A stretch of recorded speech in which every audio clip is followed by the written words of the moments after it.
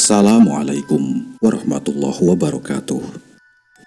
Selamat malam, salam jumpa, salam kenal bagi para sahabat Kahor dimanapun Anda berada. Masih bersama Bang Fawa. Malam ini Bang Fawa akan menceritakan kisah seram tentang seorang yang merantau di Pulau Dewata. Tapi, apa yang terjadi ketika dia menginjakkan kakinya di sana? Berharap dia mendapatkan pekerjaan, sekaligus mencari uang yang banyak. Tapi, kenyataannya, tempat yang dia tinggali penuh dengan teror ilmu hitam yang ada di Pulau Bali. Apakah pemuda perantauan itu bisa selamat dari ganasnya ilmu hitam di Bali itu? Jangan kemana-mana. Dan sebelum Bang Fawa ceritakan, di sini Bang Fawa akan menceritakan dari sudut sisi sang narasumbernya. Kita sebut sang narasumber itu bernama Arya. Jangan kemana-mana. Mari kita simak ceritanya.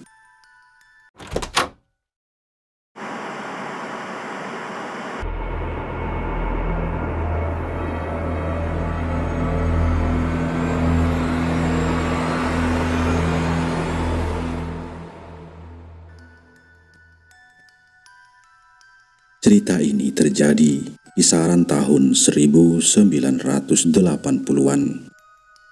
Saat aku merantau dari desa ke kota Denpasar. Zaman Orde Baru, di mana katanya pembangunan dan kesejahteraan yang merata. Tapi aku tahu itu hanya terjadi di Pulau Jawa. Aku yang tinggal di Bali harus pergi meninggalkan tanah kelahiran dan mengadu nasib di perantauan tanpa adanya harapan. Hanya berbekal tekad yang bulat. Hanya berbekal pakaian yang dibungkus kresek merah dan sepeda tua. Aku berjalan dari tanah timur ke bagian selatan pulau ini. Cukup lama buatku untuk sampai. Aku singgah di berbagai tempat untuk istirahat dan kembali melanjutkan perjalanan dengan tujuan yang sama, ibu kota. Sampai akhirnya aku tiba di sebuah desa perbatasan antara Denpasar dan Gianyar. Tempat ini masih sunyi, banyak lahan kosong dengan tanaman liarnya. Bahkan di sore hari sudah sepi. Aku mencari kos untuk tempat singgah selama 1 bulan. Selagi aku mencari pekerjaan, aku terus mengayuh sepeda menuju arah Denpasar, sampai menemukan sebuah pasar. Di sini lumayan ada beberapa orang. Aku kira orang-orang kota akan malu berbelanja ke pasar dan lebih memilih ke supermarket seperti di TV. Diriku berusaha berbaur dengan masyarakat sekitar.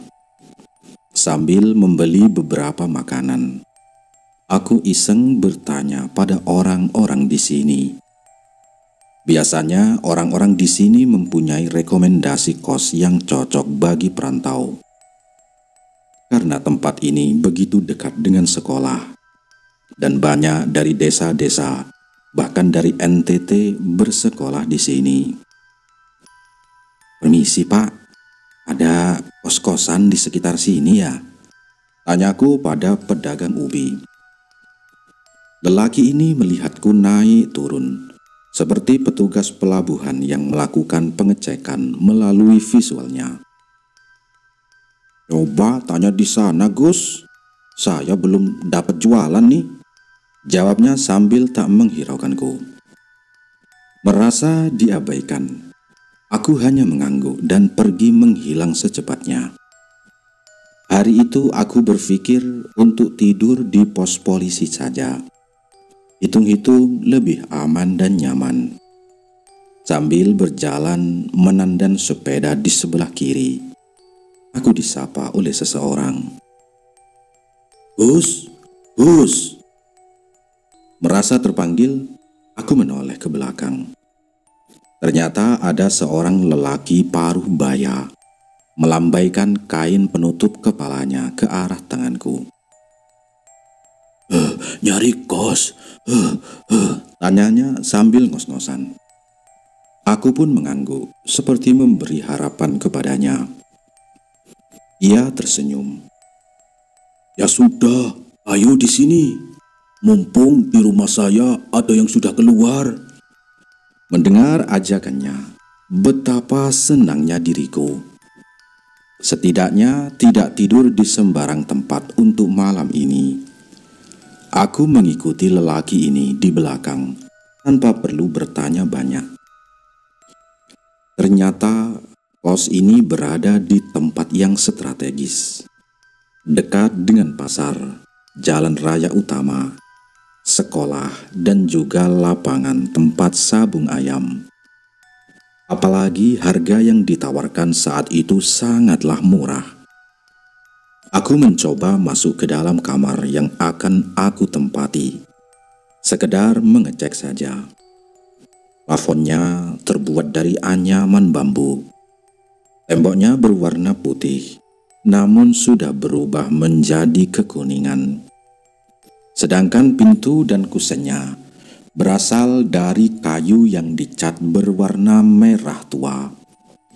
Cukup baik jika dibandingkan dengan rumah di kampung, ditambah dengan harga yang murah.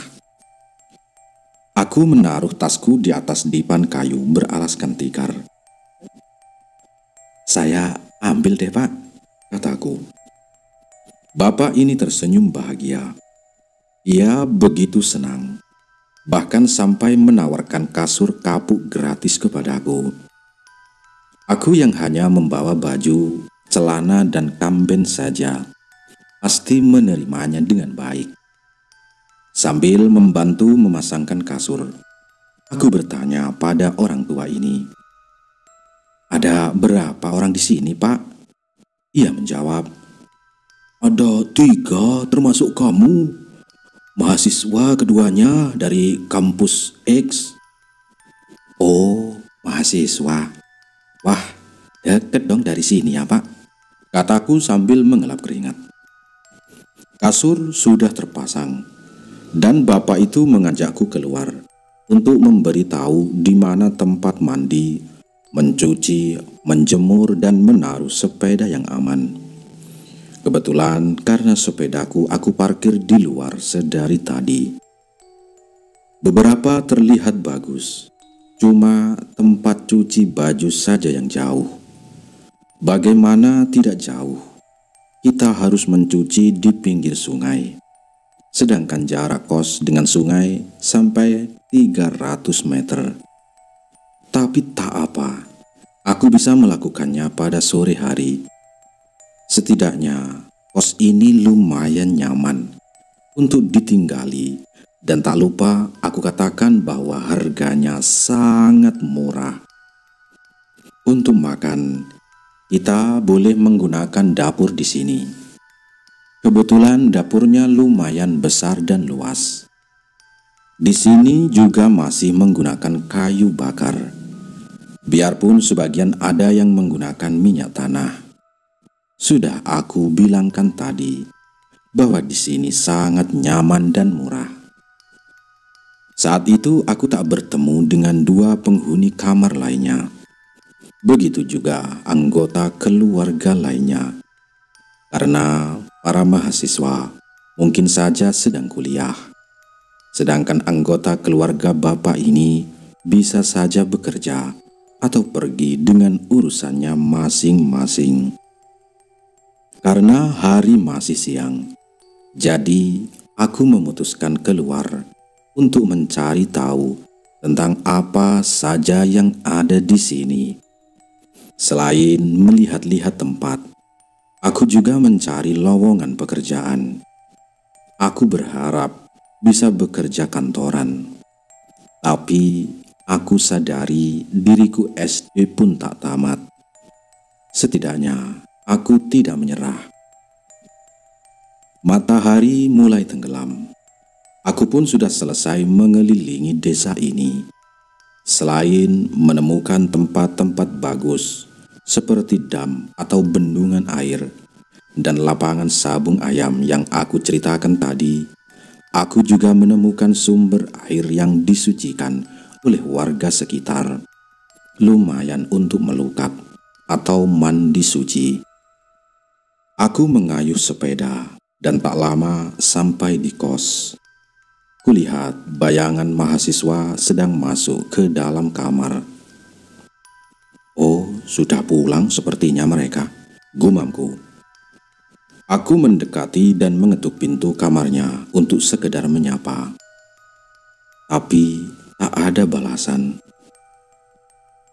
Oh, udah capek mungkin, pikirku santai. Aku berjalan menuju kamarku dan membuka pintu. Sembari mengambil handuk, aku sedikit bersenandung lagu yang aku dengar tadi di pasar. Aku tak tahu apa judulnya, hanya bagus saja di telinga. Maklum saja, di desaku lebih sering ada pentas drama gong dan calon arang. Kuambil peralatan mandi dan berjalan keluar menuju kamar mandi. Saat keluar kamar, aku lihat dua orang mahasiswa masuk dari luar melalui gerbang kos. Aku menghentikan langkahku dan memandangi mereka berdua. Mereka melihatku dan langsung mengangguk. Melihat mereka menyapaku, aku juga membalasnya dengan tersenyum sambil menaikkan tangan. Aku penasaran siapa orang ini. Ternyata mereka mengeluarkan kunci dari kantong celana dan masuk ke dalam kamar kos. Benar sekali, merekalah pemilik kamar itu. Jadi, siapa tadi? Aku jelas-jelas melihat ada yang masuk ke salah satu kamar mereka. Mereka mungkin berteman, tapi kamar mereka berbeda. Bukan itu yang aku pikirkan. Tapi siapa barusan? Mahasiswa ini terlihat seperti orang timur.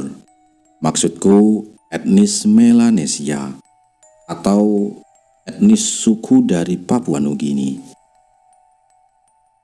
Kenapa, Dek? Aku yang bengong memandang ke arah kamar, langsung terkejut. Ternyata bapak pemilik kos yang aku temui tadi sedang berdiri memandangku dari jarak kurang lebih 50 cm sambil menyilangkan tangannya di punggung. Aduh, Pak, kaget saya, Pak, ujarku sambil mengusap wajah. Bapak itu tak merubah ekspresi wajahnya, tetap seperti penasaran. Kenapa tadi? Kamu lihat apa? Tanganku yang masih menutupi wajah langsung menurunkannya. Tapi aku tak berani melihat wajahnya. Oh, itu, Pak. Aku cuma penasaran tadi, Pak. Sepertinya mereka mahasiswa yang Bapak bicarakan tadi, jawabku asal. Bapak ini masih memandangiku, seperti tak puas akan jawabannya. Ya sudah, Pak, saya mandi dulu ya, permisi. Aku langsung nyelonong ke arah kamar mandi. Tapi perasaanku mengatakan bahwa bapak ini tetap memandangiku selagi aku menjauh darinya. Aduh, apa-apaan sih barusan? Dikira aku mau maling mungkin, pikirku sambil membuka pakaian di dalam kamar mandi. Setelah selesai mandi, lelaki itu duduk di kursi yang menghadap keluar.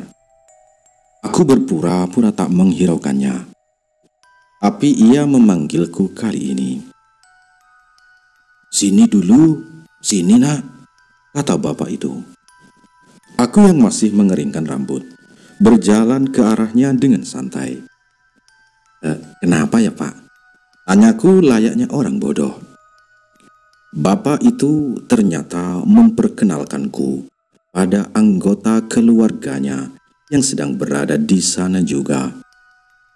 Aku bertemu istrinya, 3 anaknya, dan sepasang suami istri yang katanya saudara kandungnya. Aku hanya mengangguk seperti biasa sambil memperkenalkan diri dan memberitahu tujuanku di sini. Oh iya, aku lupa mengatakannya. Kos ini dibayar di muka dengan lunas. Jadi aku dapat hidup selama sebulan tanpa memikirkan harus membayar dengan apa di akhir bulan. Mereka mengajakku makan malam bersama dengan 2 orang mahasiswa lainnya itu. Aku sih mau-mau saja, tapi 2 orang mahasiswa ini menolaknya. Aku bergegas masuk kamar dan berpakaian rapi. Hari memasuki malam, dan kami sudah berkumpul di ruang makan. Aku yang awalnya canggung, mulai membiasakan diri dengan suasana seperti ini. Mereka mengajakku untuk makan malam setiap hari. Aku hanya mengangguk saja seperti biasa. Tapi di akhir makan malam, salah satu dari mereka nyeletuk membicarakan 2 mahasiswa itu. Mungkin memang hal yang tak baik menolak tawaran dari tuan rumah. Tapi tak seharusnya tuan rumah merasa keberatan. Bisa saja tuan rumah ini mengutamakan kekeluargaan daripada porsi makanan yang bertambah jika 2 mahasiswa itu ikut makan malam. Setelah makan malam, aku sempat mengobrol di sana dengan 3 anaknya. Anaknya wanita semua dan masih muda. Yang sulung mungkin berusia 19 tahun, sedangkan yang bungsu baru sekitar 15 tahun. Aku curiga sang pemilik kos sangat menginginkan anak lelaki, tapi nihil. Itu sebabnya umur mereka bertiga sangat dekat. Bahkan menurutku, mereka terlihat sebaya. Singkat cerita, malam semakin larut, dan aku pamit masuk ke dalam kamar kos. Kamar kos dan rumahnya berada satu areal seluas sekitar 3 hektar. Jadi mereka bisa memantau jika ada yang masuk ke kamar kos. Aku masuk ke kamar, bermeditasi, lalu tidur. Meditasiku tak mendapatkan halangan, tapi perasaanku mengatakan ada yang aneh dari kos ini. Singkat cerita, pagi harinya aku bangun dan mendapati suara ribut-ribut di luar kamar. Aku langsung bangun dan melihat keluar kamar. Terlihat tuan rumah kos beserta beberapa keluarganya sedang memandang ke arah kamar salah satu mahasiswa ini. Aku mencoba bertanya pada mereka sambil mendekat. Ternyata mahasiswa yang kamarnya bersebelahan denganku mengalami demam tinggi. Wajahnya pucat dan tubuhnya menggigil.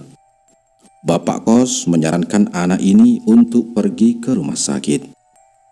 Tapi kebanyakan mahasiswa tak mempunyai uang yang banyak untuk berobat. Mahasiswa ini dibantu oleh rekannya dari kamar sebelah.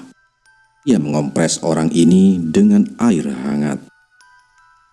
Tuan rumah mulai meninggalkan kamar itu beserta keluarganya. Aku sempat ke kamar mandi untuk mencuci muka dan ke dapur membuat kopi sambil mengambil air hangat untuk mahasiswa ini. Aku masuk lagi ke kamarnya sambil membawa 2 gelas kopi dan sebaskom air hangat. Benar memang, segelas kopi dapat mencairkan suasana. Kami saling berkenalan dan mengobrol di sana. Akhirnya aku tahu siapa nama mereka berdua. Yang terbaring lemas bernama Simon dan yang sebelahnya bernama Rana. Mereka berasal dari Manggarai atau daerah Flores di wilayah Provinsi Nusa Tenggara Timur. Sebetulnya nama mereka panjang dan mempunyai nama baptis, tapi aku sudah lupa. Awalnya kita bercerita tentang kampus dan masalah orang dewasa. Tapi pembicaraan ini mengarah ke arah curhatan hati pribadinya. Bukan masalah cinta, tapi tentang tempat ini. Awalnya mereka kos jauh dari kampus.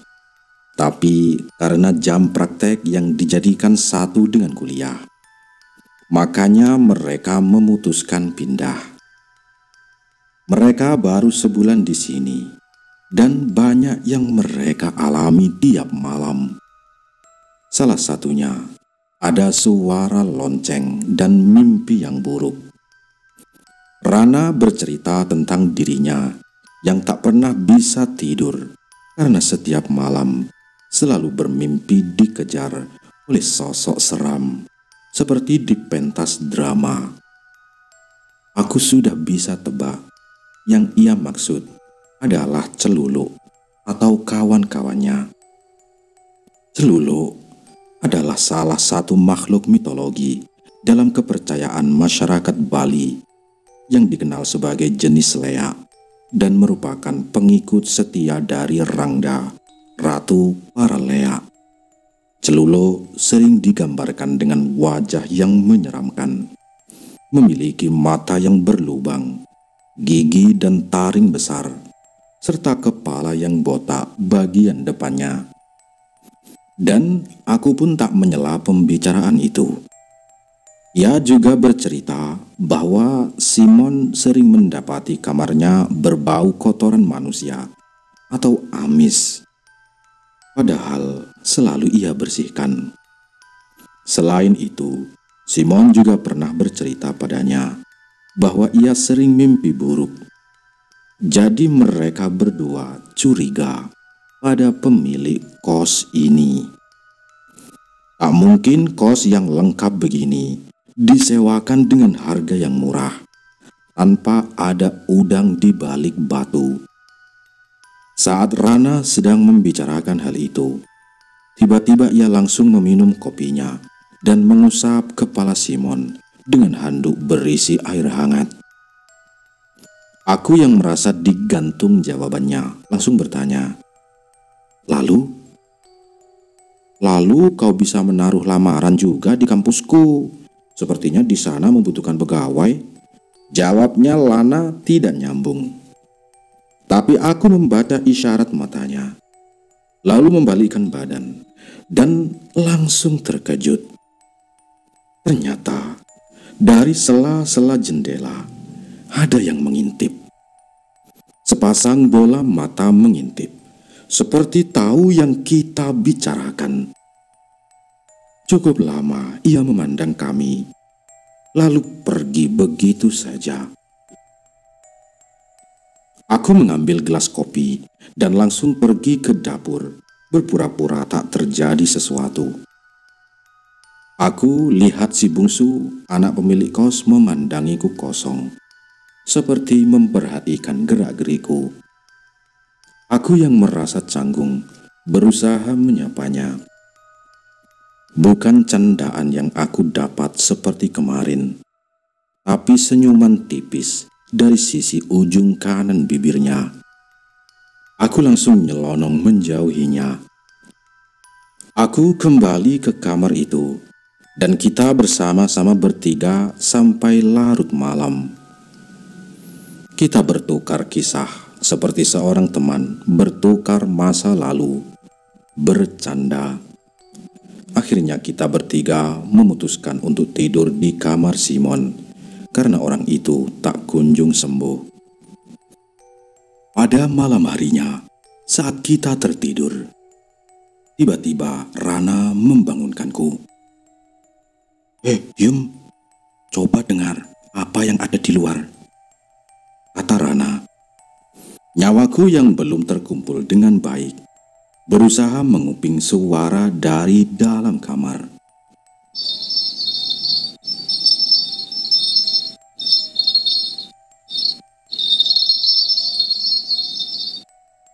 Seperti suara lonceng. Aku terbangun langsung sadar full. Padahal tadinya aku masih setengah mengantuk. Rana menyuruhku diam. Kita berdua berusaha mendengar suara apa yang muncul lagi. Duk, duk, duk. Seperti suara hentakan kaki yang melompat. Rana langsung berbisik. Gimana ini? Aku langsung mengambil posisi meditasi. Mulai mengatur nafas. Dan tak menunggu lama, suara itu menghilang. Kok kamu bisa? Tanyanya padaku. Aku membuka mata pelan-pelan sambil mengusap wajah. Ayahku tabib, biasa menangani hal ini, kataku. Ia mengangkat jempolnya, seakan-akan memberiku penghargaan. Saat kita berdua selesai berbincang tipis, aku berbalik untuk melihat ke arah Simon. Ternyata Simon bangun dari tidurnya. Ia masih di atas kasur, tapi dalam posisi duduk dengan kaki terlentang ke depan. Aku melihat wajahnya seperti terkejut dengan nafas yang pendek. Aku memberi isyarat pada Rana. Rana yang menoleh pun langsung berteriak, seakan-akan lupa dengan apa yang terjadi barusan. Aku langsung bangun dan berdiri di belakang tubuh Simon. Rana memegangi kedua pundaknya. Aku ucapkan beberapa mantra dan langsung mentransfer energi ke dalam tubuhnya.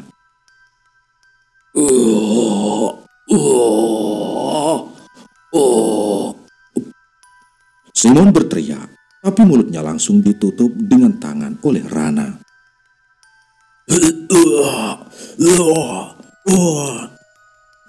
Tak lama setelah itu ia muntah-muntah dan lemas.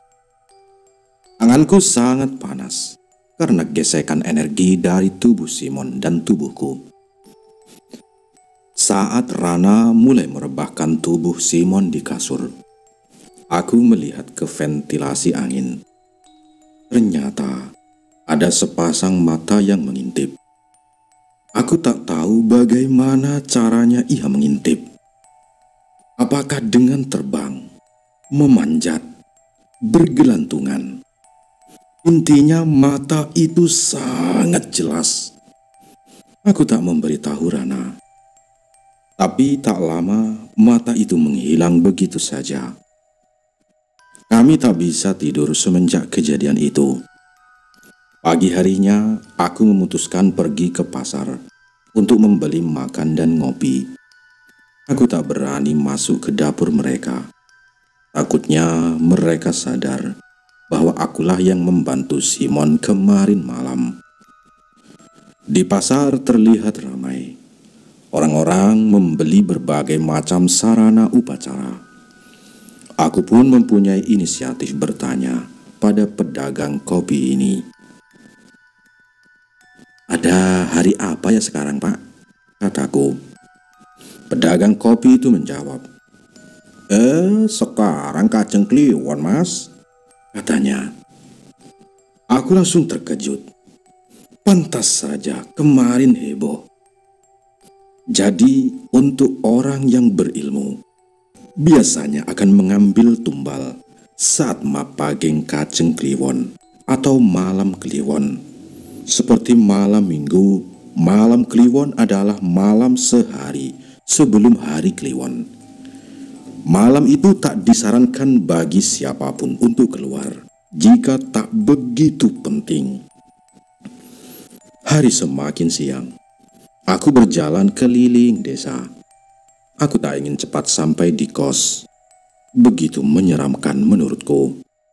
Apalagi hari ini Kajeng Kliwon.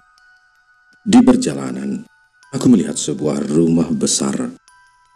Aku memandangi rumah itu sambil berpikir kapan aku memilikinya. Tiba-tiba ada seseorang yang keluar.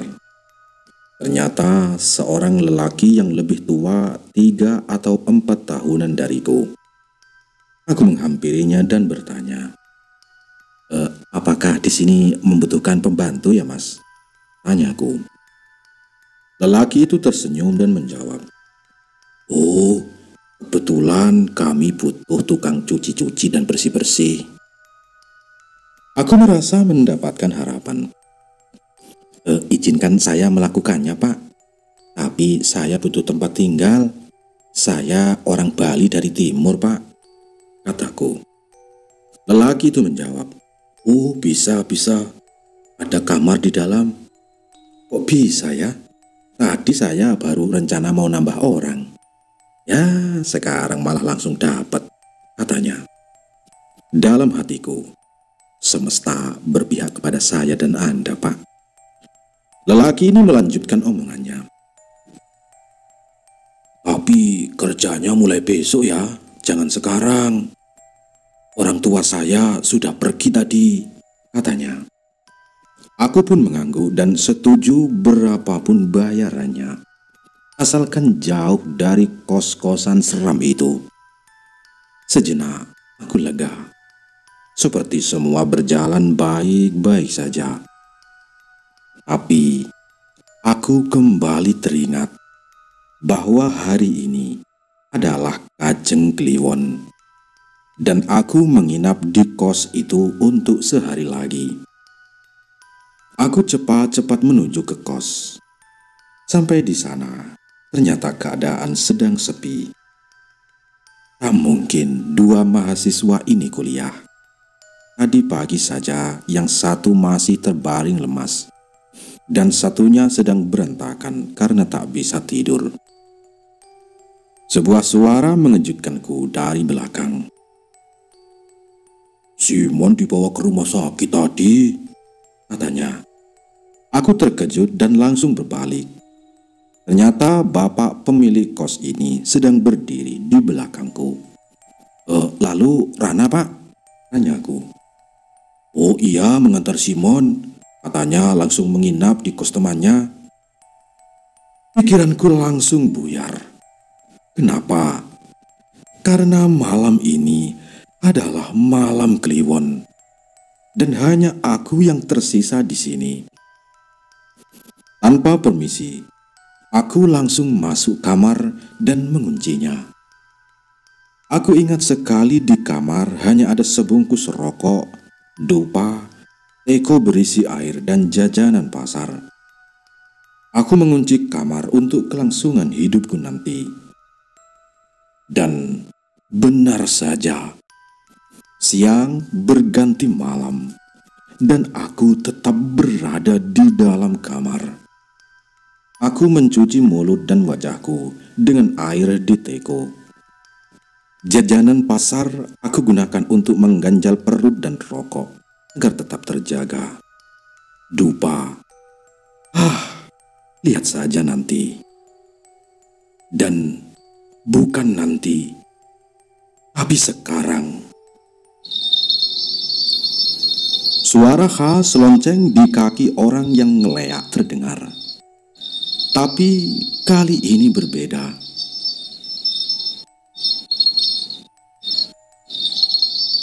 Suaranya begitu ramai dan terasa seperti mengelilingi rumah kamarku.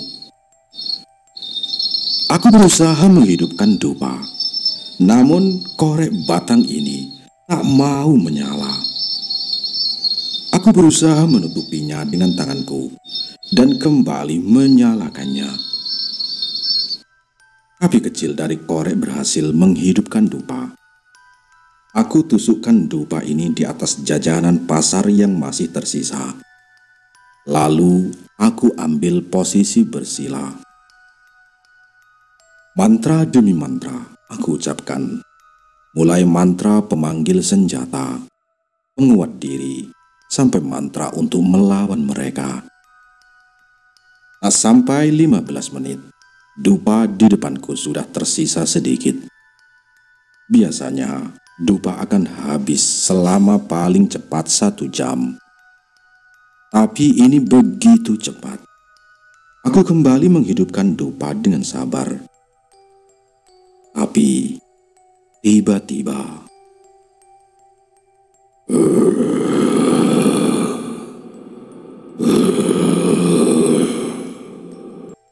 suara berat dari luar. "Pada mulai jani nah ngere," teriakku ke arah pintu. Teriakanku dibalas dengan pukulan ke arah pintu. Pintu itu dipukul dengan sangat keras, seakan ada yang ingin mendobraknya.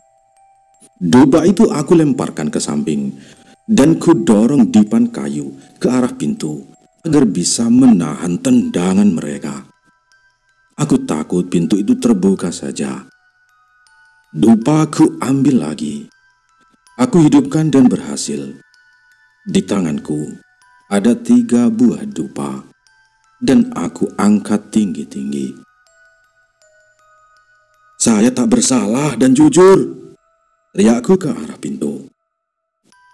Jrek, jrek, jrek, jrek, jrek.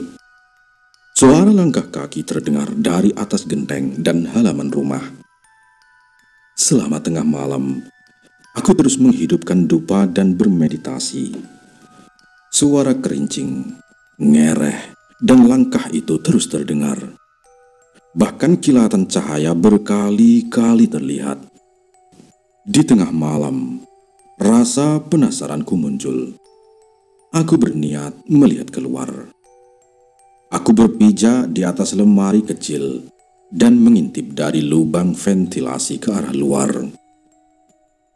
Benar saja, aku melihat ada yang menari di halaman rumah.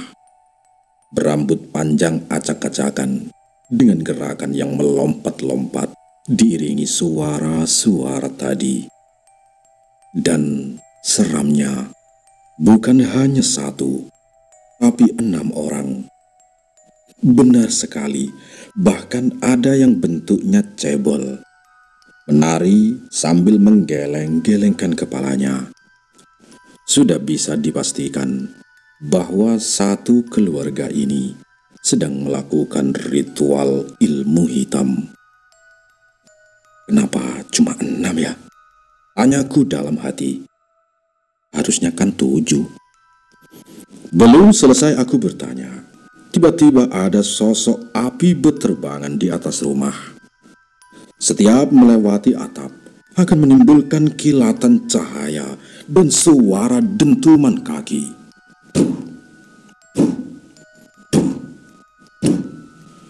Pasti ini yang satu lagi. Ia sudah berubah menjadi api. Aku kembali duduk dan mulai bermeditasi. Semua mantra aku lafalkan tanpa putus. Semakin subuh, suara mereka semakin keras. Saat itu, saat aku membuka mata, tiba-tiba aku melihat begitu banyak pasang mata sedang memandangiku dari ventilasi. Benar, mereka mengintipku. Aku teguhkan diriku sambil tetap dalam posisi duduk sempurna. Subuh mulai berganti pagi. Aku rasa keadaan sudah kembali normal. Aku coba melihat ke arah ventilasi, tapi nihil. Aku naik dan mengintip keluar. Hanya sepi kulihat.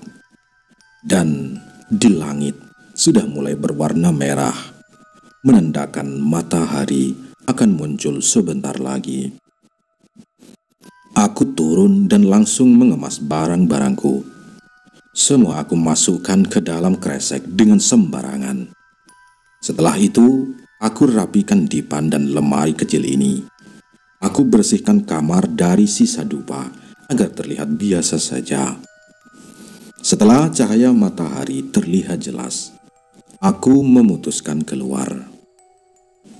Ternyata mereka sekeluarga sedang berdiri dari depan rumahnya menghadap ke kamarku dengan tatapan kosong. Aku yang terkejut berusaha tenang. Aku sudah menang. Mereka tak berhasil membunuhku tadi malam. Aku berjalan mendekat dan langsung berkata pada mereka semua, "Aku adalah anak seorang tabib dari Karangasem. Jiwaku tulus dan jujur. Sedikit pun tak ingin menghancurkan kalian." Mereka masih terdiam memandangiku. Aku tahu apa yang kalian lakukan. Jadi aku memutuskan untuk pergi. Aku tak akan membicarakan ini dimanapun. Tapi jika kalian menggangguku lagi, satu persatu akan aku hanturkan kepada Hayang Batari Durga. Ancamku pada mereka. Aku berbalik dan langsung berjalan menjauh. Mereka tak menjawab atau berkata apa-apa lagi. Aku mengambil sepeda dan pergi menuju pasar. Setelah itu, aku tak pernah tahu kabar mereka. Beberapa tahun kemudian, aku bertemu dengan pemilik kos itu. Ia sedang duduk di depan rumahnya. Aku menghampiri tubuh tua itu. Sudah 20 tahun berjalan semenjak kejadian itu. Awalnya ia telah melupakanku. Tapi saat aku berdiri di depannya, ia mengingatnya dan tersenyum. Dengan wajah berbinar, dirinya menanyai kabarku. Aku pun melakukan hal yang sama. Lalu, arah pandangannya tertuju pada anak kecil yang berada di sebelahku. Ia bertanya berapa umur anak ini. Aku jawab saja masih 5 tahun. Senyumnya begitu lebar dengan gigi yang sudah ompong. Benar sekali, 19 tahun kemudian, anak yang berumur 5 tahun itulah yang menceritakan kisah ini. Anak itu adalah aku, dan lelaki yang berjuang di malam hari itu adalah bapakku. Jadi bagaimana? Tertarikkah kalian ngekos di tempat itu? Aku dengar-dengar sampai saat ini tempat itu berfungsi sebagai rumah kos. Atau bisa saja kos kalian sudah berisi penglaris. Demikian kisah ini, dan kisahku masih ada lanjutannya. Tapi untuk video ini demikian dulu. Dan tunggu kisahku selanjutnya. Bukan, yang dimaksud adalah kisah bapakku. Salam kenal, semoga kalian sehat selalu.